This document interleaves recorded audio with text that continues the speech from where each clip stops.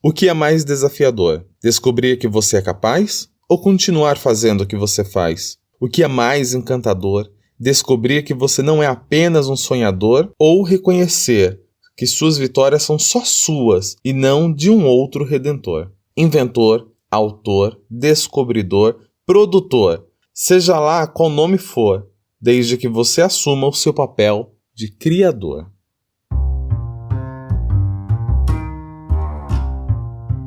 Nosso linguajar é nato, não estamos falando grego. Aqui falamos como aprendedores colaborativos sobre aprendizagem significativa, criativa, organizacional, filosofia, pedagogia, psicologia. Matite Vômenos, o olhar de aprendiz e um pouco de Diz que me diz. Sejam todos bem-vindos ao nosso podcast. Olá, olá, você que nos ouve, seja muito bem-vindo ao nosso episódio de número 12. E aí, Welder, olha que bacana, já temos uma piada pronta. Quando perguntar quantos episódios nós temos, já podemos dizer, temos uma dúzia de episódios, né? Então já temos uma piada pronta, já temos 12 episódios nessa querida podosfera. E aí, meu querido, como que você tá? Fala você. Bom dia, boa tarde, boa noite, Adilson. Bom dia, boa tarde, boa noite a você que está nos escutando agora, nesse 12º episódio. Um episódio que eu acredito que vai ser muito legal de falar. É um tema que tem me acompanhado recentemente, eu tenho um matite recente sobre esse tema, de como que nós somos criadores também, né, da nossa realidade, das nossas bênçãos e dos nossos problemas também. Quero compartilhar um pouquinho disso com vocês hoje, então vamos lá para o nosso episódio, seja bem-vindo, eu espero que você aproveite. Ô, Welder, deixa eu te contar uma coisa. Recentemente, testemunhei um diálogo que devia ter uns 15 minutos. Não sei dizer se durou tudo isso ou só isso, porque sabe como é, sensação de tempo é algo muito pessoal. Mas, como estava rolando um Diz que me diz, tomei uma licença poética e lancei meu olhar de aprendiz. Vai que rolava um matite novo daquela conversa. Na verdade, não faço a menor ideia do que eles estavam falando. Sabe por quê? O que me chamou mais a atenção foram as 23 vezes que usaram a palavra lógica. E as 18 vezes, eu contei, as 18 vezes que usaram a frase Isso não é coisa. Aí, inevitavelmente, me veio em mente o carioca Oswaldo Montenegro e sua canção, A Lógica Divina. E ela diz o seguinte: o mérito é todo dos santos, o erro e o pecado são meus. Mas onde está a nossa vontade, se tudo é vontade de Deus? Ele também questiona outras coisas, como se o sexo é tão proibido, por que criar a paixão? E daí tem muitos outros questionamentos. Cara, assim como todas as músicas, vale a pena acompanhar ela na íntegra. E daí você tira suas conclusões e colhe seus matites. Toda essa história para te perguntar: se todo êxito eu não tenho mérito, pois isso é obra do sagrado, e vou abrir um parêntese aqui e lembrando, o sagrado como um todo, não estamos falando de religião, ok? Não estamos falando de religião e não estamos falando de religião. Digo isso 3 vezes para você que nos ouve, saiba, não estamos falando de religião. Tudo bem? Continuando. Se todo êxito eu não tenho mérito, pois isso é obra do sagrado, e todo erro eu não possuo culpa, pois fui conduzido pelo coisa ruim, isso significa que eu sou apenas mais um espectador e não um criador na minha vida? Adilson, tenho gostado muito das aberturas dos últimos episódios em que você traz uma música e a música sempre inspira a gente a falar de algo. Algumas coisas que você trouxe nessa primeira provocação já me trazem, né, algum conteúdo aqui para falar. E eu gostaria de começar falando sobre essa questão que você disse sobre ser coisa de Deus ou não ser coisa de Deus. A música fala disso também. Ser coisa de Deus não é coisa de Deus. Se é coisa de Deus, qual a nossa participação nisso? Nós temos de fato liberdade para agir, para fazer, ou a gente não tem liberdade? No meu matite pessoal, eu tenho aprendido que muitas vezes que as pessoas, pelo menos eu tenho percebido isso, quando as pessoas atribuem a Deus ou ao diabo a responsabilidade por alguma coisa, é porque de fato elas não querem assumir a responsabilidade por criar a sua própria realidade. Então hoje, no meu matite pessoal, eu acredito que nós temos a capacidade de criar a nossa própria realidade. A gente já falou disso em alguns episódios passados, como que o pensamento ele é capaz de moldar a forma como eu sinto e como que a forma como eu sinto vai também ajudar a criar a forma como eu me comporto. Isso é uma máxima aí da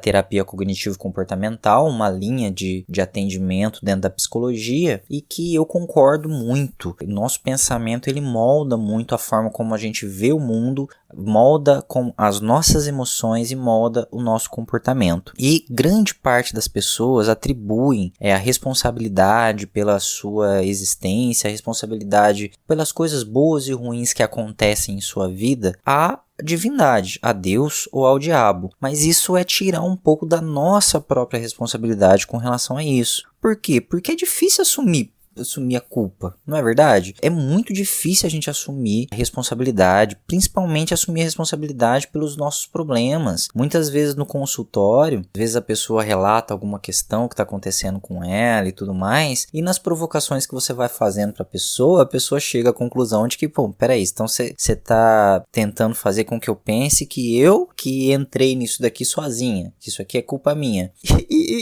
Basicamente é isso, né? A gente vai pra terapia muitas vezes. Eu tenho passado por isso no meu processo terapêutico, né? Eu tô fazendo terapia também. E muitas das vezes é isso, eu relato alguma coisa e de repente ela não fala com essas palavras, mas a provocação dela me leva a pensar o seguinte, né? Cara, mas você se enfiou aí, como é que você se enfiou aí? Como é que você entrou nessa situação aí?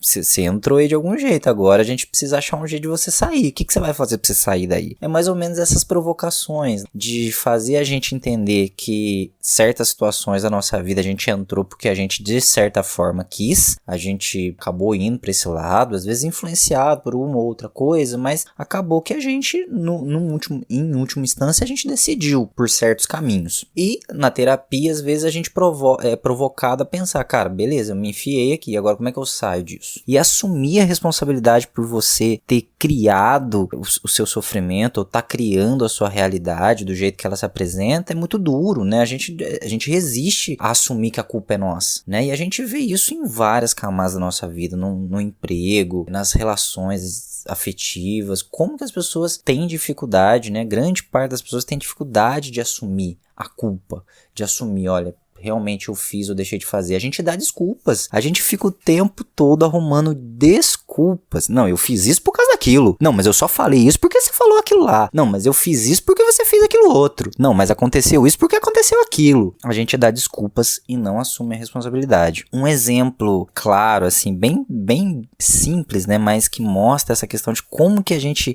fala muito de liberdade, a gente, né, bate no peito, a gente luta por liberdade, mas muitas das vezes quando a gente tem a liberdade, a gente não sabe o que fazer com a liberdade. É uma coisa impressionante. E, obviamente, liberdade é a melhor coisa que existe, né? Não tem sombra de dúvida sobre isso. Liberdade, talvez não a melhor coisa que existe, mas é uma das melhores coisas que existem, a liberdade. Porém, quando a gente tem a liberdade, a gente não sabe muito bem o que fazer com ela. E um exemplo bobinho, mas que reflete isso, é os serviços de streaming, por exemplo. Eu venho de uma realidade, vivi numa família pobre, então por muito tempo, mesmo quando já existia o videocassete, eu nunca tive videocassete. Quando saiu o DVD player também, eu demorei horrores para ter um DVD player. Quando eu tive o DVD player, meio que já não precisava mais do DVD player. O pessoal já assistia as coisas pelo computador, mesmo que ainda não existisse o serviço de streaming. E cara, depois que inventaram os serviços de streaming, como a Netflix, que se Deus quiser em algum momento vai pagar nós, e outros serviços, né, de streaming, em que você tem um catálogo gigante de coisas para você assistir, mas que você pode assistir na hora que você quiser e quando você quiser, cara, como eu e muita gente fica perdido. Às vezes eu fico zapeando sobre títulos, lendo sinopse, passando filme por filme, série por série, várias coisas, e não assisto nada por muito tempo. Às vezes fico meia hora, uma hora, mexendo com o catálogo sem escolher nada para assistir. Sendo que, quando as coisas eram oferecidas na TV aberta, na minha realidade pobre, quando eu morava lá com os meus pais, a gente tinha uma TV e a gente só tinha os canais abertos para assistir. A gente assistia o que tinha o horário certo para assistir as coisas. Eu me lembro que na minha infância, às 6 horas da tarde, eu parava o que eu estivesse fazendo para ir pra TV para assistir Cavaleiros do Zodíaco, porque era a hora que passava Cavaleiros do Zodíaco. Mais tarde, eu acordava às 5 da manhã para poder assistir um anime que se chama, né, Dragon Ball Z. Por quê? Porque ele passava às 3 da tarde e às 3 da tarde eu estava na escola. Então eu não conseguia assistir às 3 da tarde. E ele era reprisado às 5 da manhã. Sabe Deus por quê? E eu acordava às 5 da manhã para poder assistir Dragon Ball Z. Então olha só, quando a gente tem horário, quando a gente tem alguém que determina certas coisas pra gente, parece que as coisas são mais fáceis, são mais simples. Quando a gente tem a liberdade de escolher o que eu quero pra minha vida, escolher o que eu quero pro meu futuro, parece que eu fico perdido. Parece que eu fico como uma pessoa que tá diante de um serviço de streaming. Você tem um monte de coisa pra você fazer, mas o que você quer fazer? O que você vai clicar pra você assistir? A gente perde muito tempo com isso. Então a gente anseia por liberdade, a gente quer liberdade, mas muitas vezes quando a gente tem a liberdade, a gente não sabe muito bem o que fazer com ela. E é por isso que a gente atribui as mazelas e até as coisas boas da nossa vida a uma divindade, a uma persona, né, fora de nós. Obviamente aqui eu não tô querendo ofender a fé de ninguém, é só uma maneira de ver as coisas. E você, claro, né, pode ter uma maneira diferente de ver as coisas, inclusive pode compartilhar com a gente, tá bom? Mas é isso. E você que nos ouve no YouTube, enquanto nos preparamos para a próxima questão, por favor, ajude a gente, clique aqui no botão de se inscrever no canal, acione também as notificações e fique sabendo de tudo antes de todo mundo e, é claro, dá aquele joinha. Afinal de contas, a gente precisa saber se está fazendo um bom trabalho. Muito obrigado!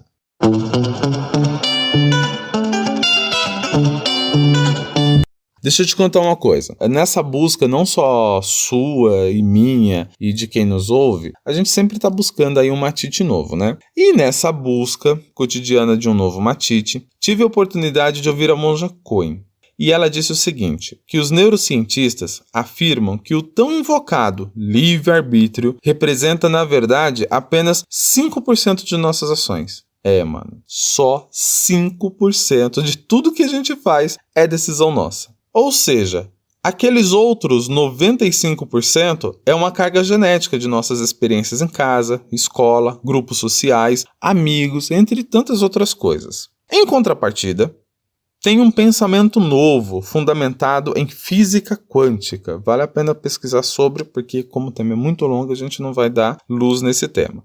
Mas só vamos fazer essa invocação. Diz que, mesmo com este percentual, podemos ser criadores de infinitas possibilidades, pois habita dentro de nós um fogo de uma chama criadora e por isso que tantas pessoas são capazes de empreender cada vez mais e mais e mais. Quando penso nessa chama, logo me vem em mente a chama criadora da fogueira do mito da caverna do Platão. Pergunto, por que tantas pessoas preferem usar essa chama para criar sombras limitadoras e não como uma forja? Sabe aquela forja criadora? Nosso poder de decisão seria pequeno diante de tudo isso. Eu concordo com as constatações dela, inclusive ela está embasada em pesquisas aí da neurociência, como você tem mostrado, e de fato, se nós formos pensar, nós temos vários elementos que são meio que condicionantes para nós, né? São elementos que colocam a gente para decidir certas coisas e muitas vezes a gente não sabe nem por que a gente decidiu. Então eu concordo que tem essa pequena parcela aí, que é uma parcela relativamente pequena, que dá essa liberdade pra gente. Porém, essa parcela relativamente pequena, uma vez que você toma consciência dela, ela se torna uma ferramenta fantástica de mudança para sua vida. Porque apesar de pequena, você tem liberdade para mudar certas coisas na sua vida. Você tem liberdade para mudar certas situações. Existe muita coisa, né, em termos de personalidade, em termos de traços de caráter e tudo mais, que são difíceis de mudar, digamos assim, né? Não são tão simples de mudar. E mesmo que a pessoa faça terapia, mesmo que ela invista em muitas coisas, ela vai ter pouco resultado nessa mudança, porque nossas virtudes e as nossas deficiências, elas fazem parte de quem a gente é. É lógico que a gente pode sim trabalhar certas coisas, mas alguns traços característica de personalidade, eles nunca mudam. Mas a gente tem, né, como a monja Coen propõe aí, essa pequena janela por onde a gente pode escapar dos condicionamentos que o mundo, que a genética, o meu inconsciente, que a minha mente ou o que quer que seja impõe para mim. E através desse pequena parcela de livre-arbítrio eu posso transcender a minha realidade e criar algo novo para minha vida. Beleza? Bom, comentado isso, eu gostaria de falar então, você citou aí o mito do Platão. Platão, ele foi um dos grandes pensadores aí de sua época, ele viveu entre aproximadamente uns 400 anos antes de Cristo, e ele revolucionou aí a forma como a gente pensa hoje em dia. Eu vou falar aqui o que eu sei do mito da caverna, então se tiver alguma coisa errada, alguém pode me corrigir, você mesmo me corrige, completa alguma coisa aí.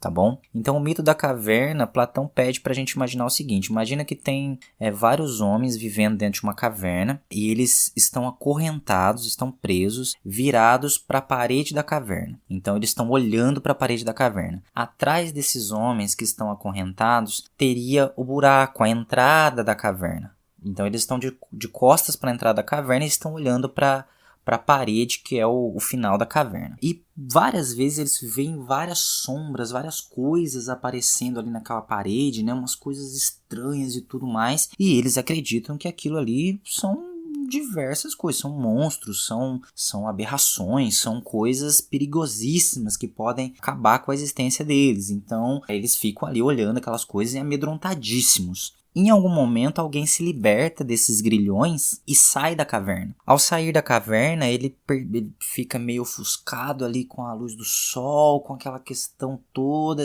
sensações que ele nunca tinha sentido, nunca tinha experimentado, e ele percebe que aquelas sombras que são projetadas dentro da caverna, na verdade, são as sombras das pessoas que passam em frente a uma fogueira. Então as pessoas passam em frente à fogueira carregando uma série de objetos, e a sombra dessas pessoas é que é projetado para a caverna, ou seja, não existem nada daqueles monstros e daquelas situações que eles imaginam que existiria. E aí, esse cara, então, ele teria aí 3 coisas, né, que ele poderia fazer. Então, ele teria 3 situações que ele poderia fazer, tá? Bom, a primeira, ele poderia voltar para a caverna. Então, assim, uma vez que a luz é muito forte, aquela situação é muito amedrontadora, porque a liberdade amedronta. E agora? Ele saiu da caverna, o que vai fazer?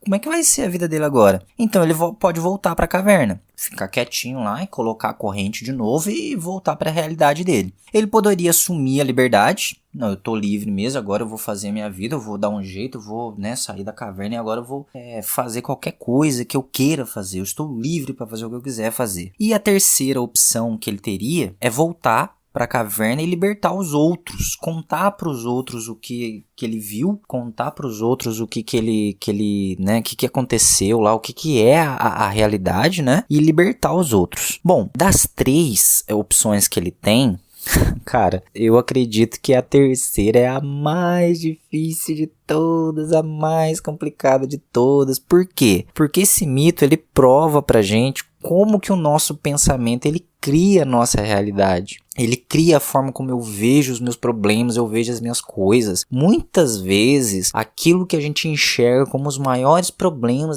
da nossa existência não são mais que sombras na parede. Porém, quando alguém nos alerta sobre isso, seja por um processo terapêutico, seja um amigo que aponta alguma coisa, seja porque a gente viu num livro, seja porque, cara, a gente resiste na nossa realidade. E o meu pensamento, ele molda a minha realidade. Se eu acredito que aquelas sombras são coisas perigosas, elas vão ser coisas perigosas. Não adianta ninguém me provar do contrário. Eu continuarei fazendo o que eu acredito que é. Prova disso são inúmeras vezes em que a ciência, que a comunidade científica está falando diversas coisas e existe um bando de pessoas discordando da ciência. É lógico que a gente tem que discordar de certas coisas e a gente não pode engolir nada de mão beijada. Mas, por exemplo, o aquecimento global. Tem gente que ainda nega o aquecimento global, cara. Tem gente que ainda acha que tá errado, não sei o que. E por mais que você prove por A mais B que a maior parte da comunidade científica concorde que o planeta tá aquecendo, não sei o que. Ah, mas tem isso, tem aquilo. E as pessoas defendem as sombras nas paredes que elas veem. Então esse deve ser o pior, o mais difícil lidar. Seria esse.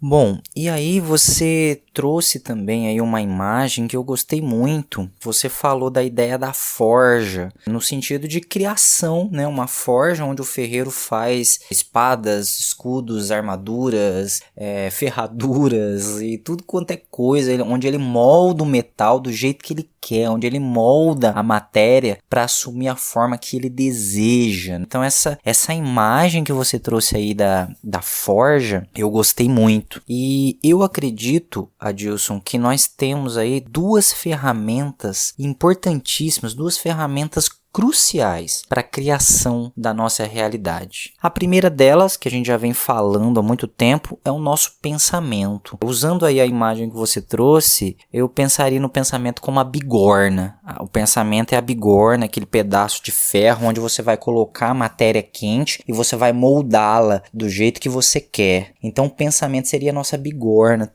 Tudo acontece primeiro no nosso pensamento. A forma como nós pensamos, ela cria a realidade ao nosso redor. Eu não estou falando aqui de nada mirabolante, não. Não estou falando que você vai ficar pensando que vai cair 10 mil reais na sua conta e vai cair 10 mil reais na sua conta. Não é isso que eu estou falando. E nem que você vai ficar pensando que vai cair um meteoro no meio da cidade e vai atrair para cair um meteoro no meio da cidade. Não, não é nada disso que eu estou falando. Eu estou dizendo que a forma como você pensa, ela cria a sua realidade. E é uma coisa bem simples isso, como a gente falou do mito da caverna. Não adianta ninguém falar para você, tentar provar você de um contrário. Se você estiver convencido de uma ideia específica, de um pensamento específico, as pessoas podem apresentar provas cabais de que o seu pensamento está errado. A sua realidade ainda vai ser moldada por aquilo que você acredita. Então o pensamento é essa bigorna, onde a gente molda a nossa realidade. É por isso que a gente tem que ficar atento aos pensamentos que rodeiam a gente. A questionar, a confrontar os pensamentos, porque como a gente falou no episódio da mente, a nossa mente ela viaja muito, cara. A nossa mente ela vai para 1000 lugares, vê 1000 coisas que não existem e ela traz realidades que, cara, são mentirosas. Dentro da terapia cognitivo-comportamental, citando ela mais uma vez, a gente chama de pensamentos disfuncionais. Por que pensamentos disfuncionais? Porque cria uma disfunção em nós, faz a gente acreditar em coisas que não são necessariamente verdadeiras e geram sentimentos e comportamentos destrutivos muitas vezes para nossa realidade, ok? Então o pensamento seria a bigorna. O martelo, que é o outro instrumento onde a gente forjaria a nossa realidade e a gente dá forma para o ferro que a gente coloca aí na bigorna, seria as nossas palavras. O que eu falo, a minha palavra, ela é extremamente poderosa. O que eu falo, como eu narro a minha realidade, diz muito a respeito de mim e a respeito de como eu vejo a vida, né? Então eu preciso prestar atenção um pouco no meu discurso. Como é que eu falo sobre as coisas? No consultório é bem comum também, né, a gente ajudar o paciente, o cliente, a mudar a narrativa dele a respeito das coisas. Porque as pessoas vêm às vezes com uma narrativa realmente muito negativa, muito pesada a respeito da vida, a respeito da situação, a respeito das coisas. E aí a gente vai trabalhando, vai conversando, vai melhorando e essa narrativa ela muda. Né? Essa narrativa não muda o problema continua acontecendo. Aquela situação do passado que foi desastrosa, que te magoou, que te machucou, que te feriu, ela continua existindo, mas a forma como eu olho para ela e a forma como eu falo dela muda. Então eu dou forma para o meu pensamento. Quando eu falo do que eu penso, eu tiro ele da minha cabeça e coloco ele para fora de mim. E isso molda a forma como eu vejo, né? Isso transforma a minha realidade. Se você fala de uma forma muito negativa a respeito da sua realidade, aquilo vira uma verdade para você. Você confirma aquilo, você acredita naquilo e aquilo vira uma verdade. Se você começa a ter um novo discurso a respeito da sua situação, a respeito dos seus problemas, a respeito daquilo que é difícil para você, você começa a achar maneiras de começar a driblar isso daí, a achar maneiras de conseguir vencer a situação. Não é ficar negando o sofrimento, não é ficar negando que as situações ruins acontecem, é falar de uma forma diferente. Ao invés de falar, por exemplo, nossa, mas isso é impossível de se resolver, é dizer, não, é trabalhoso. Vai exigir um pouco mais de mim. Eu sou uma droga, eu sou um nada, eu sou uma pessoa azarada. Rapaz, aconteceram coisas ruins comigo, aconteceram coisas que não eram para ter acontecido, mas a minha sorte vai mudar, eu vou vencer a situação, eu vou passar por cima disso. entende? É mudar a forma como eu falo da minha realidade e dos meus sentimentos e da minha situação. E é óbvio, falar só não adianta, é claro que não adianta. É lógico que tem que ter um quê de ação, é lógico que tem que ter um quê de movimento e de mudança. Mas esses dois elementos são chaves para lidar com a nossa realidade, para forjar aquilo que a gente quer pra gente. É o pensamento e também a nossa fala, a maneira como eu falo sobre as coisas. E é por isso que a gente tem que tomar muito cuidado, assim.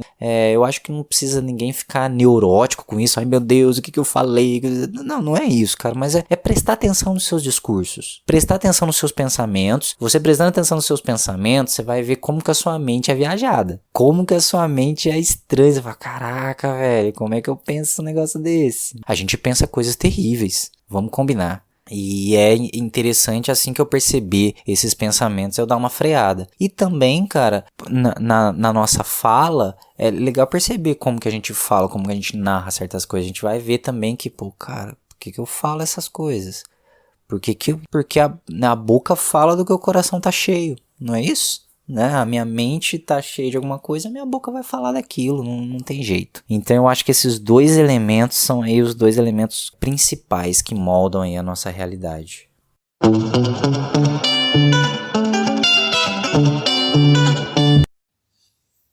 Ficou muito claro para nós que este Criador não se tratava do Todo-Poderoso, mas do descobridor, instituidor, pessoa simples, a exemplos de você e eu. Porém, o verbo criar também depende do verbo curiar. Pelo menos é assim que falamos no matite de roça que temos lá na casa dos meus familiares. O que é que você está curiando, menino? Sempre tinha essa pergunta, né? O que você está curiando? Curiando daqui, curiando de lá? É esse o termo que a gente utiliza lá. Aí, cara, o empresário e escritor Max Geringer habitualmente diz o seguinte: o que leva uma pessoa para cima na empresa normalmente é a tal da curiosidade. Então, neste ponto, nós concordamos que curiar é criar para crescer. Mas acontece que muitos de nós fomos criados com a máxima do senso comum que diz o seguinte: a curiosidade matou o gato. Então, quanto menos eu souber, melhor é? E pelo sim, pelo não, melhor é ficar onde estamos. E daí, pensando neste gato do curioso, pensei no gato do Schrödinger, acho que é assim que fala, que você falou no episódio 7. Se você nos ouve pela primeira vez, vale a pena curiar o episódio 0 para saber quem somos. E o episódio 7 para saber quem é este gato. Mas de modo geral, bateu uma curiosidade. Qual é o seu matite com o curiar para criar? Bom, Adilson, a minha curiosidade especificamente, cara, ela foi uma curiosidade meio que tolhida na infância. Eu sempre fui um menino considerado menino arteiro, né? Lá em Minas a gente tem esse termo, arteiro. Menino arteiro é aquele que faz arte. E fazer arte não é fazer coisas artísticas, mas é fazer aquilo que os adultos acham que é errado fazer. A minha mãe e meu pai têm histórias fantásticas a respeito das minhas artes enquanto criança. E a minha curiosidade ela foi muito tolhida, assim. Minha mãe e meu pai sempre me repreendiam, sempre me colocavam nos moldes que eles gostariam e que a sociedade acredita que é educado, que é bom, que é respeitoso e que é o lugar onde a criança tem que estar. Que é tudo uma besteira, uma babaquice, uma idiotice. Mas obviamente os meus pais, coitados, eles não tinham conhecimento. Eles não tinham a bagagem que eu tenho hoje, né? Então eu não os culpo, não os julgo. Pelo contrário, sou muito grato a eles, porque eles fizeram o que eles podiam fazer. Eu tenho isso muito claro dentro de mim. Eles também eram frutos dessa sociedade tanto quanto retardada quando se fala de educação infantil. Mas vamos lá. A minha curiosidade ela foi muito tolhida na infância. Tenho tentado fazer diferente com meu filho, por exemplo. Eu tenho um filho que está próximo dos 2 anos de idade. Como é legal acompanhar o Liam. Como é legal ver o desenvolvimento dele. E o Liam é muito curioso. Dos métodos que nós temos escolhido para criar o nosso filho, e é óbvio, são os métodos que nós escolhemos, cada um escolhe o seu método e não tem nada de errado com isso, mas nos métodos que nós escolhemos para criar o nosso filho, eu e minha esposa, a gente adotou um método em que a gente valoriza muito a curiosidade. Então dificilmente a gente fala que ele não pode mexer em alguma coisa. Aliás, a gente tem adaptado a casa da melhor maneira que a gente pode para que ele possa ter acesso às coisas. Nós temos, por exemplo, uma mesinha e uma cadeirinha onde ele, desde muito novinho, come as suas refeições ali. Nós fizemos isso para que ele se sinta incluído nas questões da casa. Porque a casa de um adulto, vamos combinar, cara, a criança não pode mexer em nada. E a curiosidade que é típica dos bebês é perdida. Um bebê é um pequeno cientista. Ele vai fuçar em tudo, ele vai mexer em tudo, porque é da natureza do bebê. E é assim que ele se desenvolve e é assim que ele aprende. Então a gente adaptou tudo que a gente pôde, né? A gente tem feito isso para que o Liam tenha acesso às coisas, tenha acesso a aquilo que a curiosidade dele pedir para ele explorar. Tiramos o rack da sala e colocamos uma prateleira onde os brinquedos que tem ali, ele pode acessar e pegar sempre que ele quiser, sem precisar ficar pedindo para nós, e toda semana a gente repõe os brinquedos. Então a gente deixa uma quantidade limitada de brinquedos para que ele possa sempre estar incentivado à curiosidade. Desde muito cedo ele tem livrinhos e a gente incentiva a leitura e tudo. É lógico que ele ainda não lê, mas ele pede muito pra gente ler as coisas para ele. Ele repete algumas coisas, algumas histórias que já ficaram gravadas para ele. Ele tem os livros preferidos dele. Esse dia eu me surpreendi com ele pedindo um livro que fazia tempo que a gente não lia e que não estava na prateleira. Pediu o livro, tive que pegar o livro para ele, foi muito interessante. Então a gente incentiva muito a curiosidade do Liam. A gente faz também com ele muitas atividades sensoriais, muitas atividades com farinha, fubá. Recentemente a gente fez uma com fubá. Diversas coisas que a gente coloca para ele ter as sensações. A gente deixa ele andar descalço, a gente colocou ele já para ter contato com a natureza, colocar o pezinho na grama, o pé na terra. A gente sempre que possível, né? Agora com a pandemia ficou um pouco mais difícil, mas a gente sempre que possível tá levando ele para passear, para ir, para ver árvore, para ter contato com a natureza, com coisas desse tipo, para explorar a curiosidade dele. E o Liam é um menino muito curioso. Espero que essa curiosidade perdure. Eu espero que essa curiosidade siga com ele para a vida dele toda, porque curiosidade é o que move o mundo. São as perguntas que movem o mundo e não as respostas. Então essa curiosidade para mim é importantíssima. E eu acredito, né, que a gente precisa incentivar a curiosidade em todos nós, todo mundo, não só nas crianças, principalmente nas crianças, mas não só nas crianças, mas em todos, né, inclusive em pessoas de qualquer idade. A curiosidade, ela não matou o gato, ou talvez tenha matado o gato no sentido filosófico, né, matou o velho gato, mas nasceu um outro gato, nasceu um gato muito mais sábio, muito mais engajado com a vida, com as coisas. Então a curiosidade, ela tem que ser direcionada. É óbvio que a gente não deixa o Liam fazendo as atividades sensoriais ou brincando sozinho, sem um monitoramento, sem estar olhando para ele. Mas a curiosidade, ela tem que ser direcionada, sim, ela tem que ser observada, mas ela tem que ser incentivada. Então eu acho que o meu matite com relação à curiosidade é isso. E para encerrar, se você por acaso ficou curioso quais os métodos que nós, minha esposa, escolhemos para cuidar do Liam, a gente tem alguns nomes que você pode pesquisar depois. A gente escolheu criação com apego, disciplina positiva e a educação Montessori. A gente tem muitas das atividades baseada na teoria de Maria Montessori, da pedagogia científica. São 3 termos que, se você jogar no Instagram principalmente, mas se você jogar no Google, você vai achar inúmeras pessoas que falam sobre isso de forma magistral. Eu e minha esposa seguimos várias pessoas. Se alguém depois quiser, entre em contato comigo, eu posso passar para você vários IGs do Instagram de pessoas que falam sobre disciplina positiva, sobre criação com apego. Posso passar para você material sobre Montessori, sobre o método Montessori de educação e diversas coisas mais, tá? Meu matite não é obrigatório para ninguém, obviamente, mas eles não têm dificuldade nenhuma de compartilhar o que eu aprendo e inclusive com quem eu aprendo. Então tá aí, né, meu depoimento. E aí, cara, que episódio mais doideira, né? Fomos da Grécia ao Rio de Janeiro e caindo de volta aqui em Guarulhos. Bacana do podcast é isso, né? A gente pode girar nesse mundo maravilhoso. Como diria o grande Vinícius de Moraes, que a vida é a arte dos encontros, mesmo que haja tantos desencontros. Mas a gente se encontra nesse matite nosso de cada dia. Beleza? Muito obrigado mais uma vez, você que nos ouve. Muito obrigado mais uma vez, o Helder. Vamos que vamos. Tem alguma consideração final para fazer? Um grande abraço e beijos da família. Tchau, tchau.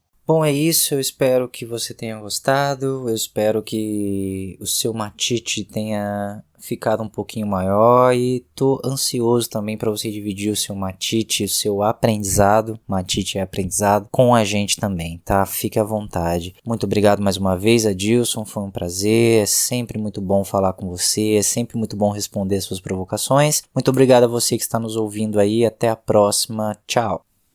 Fim deste episódio. Você que nos ouve pelo YouTube, não se esqueça de deixar o seu like, se inscreva no canal, ative o sininho e fique sabendo antes de todo mundo quando tiver um episódio novo. Muito obrigado, até o próximo.